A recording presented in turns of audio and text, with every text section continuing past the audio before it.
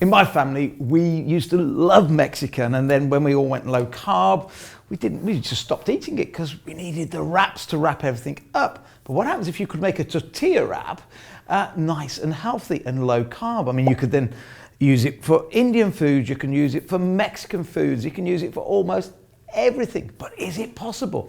Okay, one thing slightly different here. There is one ingredient that we couldn't find in the big supermarkets. We had to go onto Amazon to get it. That's called psyllium husk.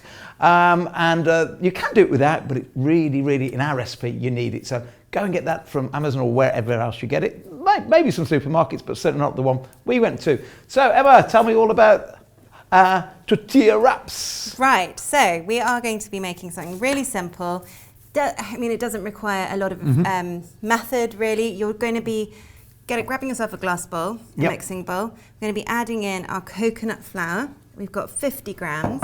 We've got psyllium husk powder. So we have got, what was that? You never need a lot of that, do you? No, you don't need a huge amount of it. So we're just going to give that a little whisk together. Yeah. We have got 15 grams, 15 grams of psyllium husk powder in there. Okay. We're going to be adding some sea salt. Don't fear the salt. A little bit of salt is all. I mean, packaged food has too much in normally, but the human body is about 0.5% of salt, so we need salt to survive. So you tend to find when you go low carb that actually you probably, if anything, you're not getting enough salt into the diet, especially if in the past you were eating sort of packaged food.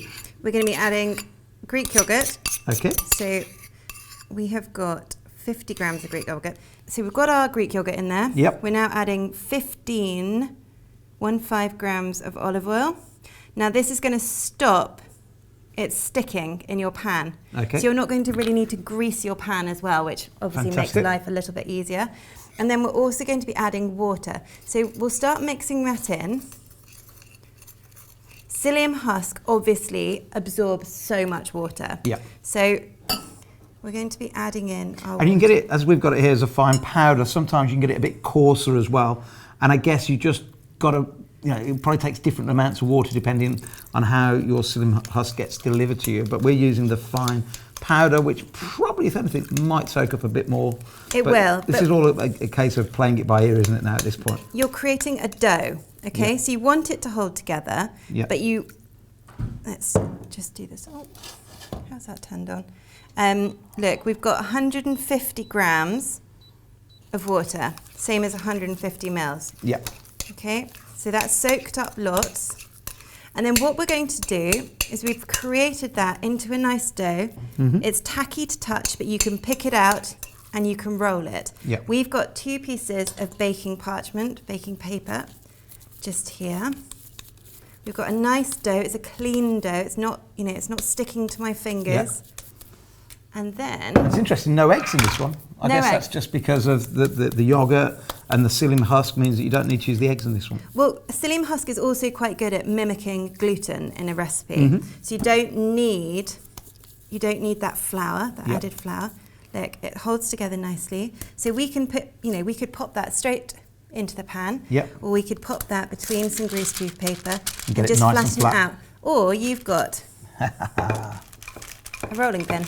Because for me, it depends what you're going to serve it with, but the thinner the better, because if I'm going to try and use it for Mexican, and for my friends that they've got a regular sort of tortilla, then for me it's got to be nice and thin. Okay. Wow. So there we go. Just the job. So we can pop that. And like you say, because the oil's in it already, no need to add oil to the pan. No, not at all. So that just needs to cook on the bottom of the pan. You want it to cook until it's the underside is cooked. So you're going to get some really lovely kind of little brown specks, as you would with a normal tortilla. So you're just going to cook that, I reckon, probably 2 to 3 minutes each side. Then you're just going to flip it over, cook the other side, and then you can pop that straight onto a wire rack or your baking parchment and just continue until you're done. And I reckon we're going to get probably 6 out of this. The cost at the moment is 75 pence for all 6 of them, which is just fabulous value for money. Of course, you can always click on the link above to find out what the latest prices are. But today, 75p. I think it depends on how big you make, or or how small you make, or how you dish them up. But around 6 portions. So great value. And we'll wait and see about the flavour in a moment. Well, that's looking good, Emma. Yeah, so you can see it's browned nicely on the top. It does seem to puff up a little bit as well, which is lovely. It kind of gives it that flatbread or that pita bread type texture. And then you can see it's really easy. It's really molded. You can easily mold it. You can easily fill it, roll it even more, and away you go. That is brilliant. Right, let's make a few more.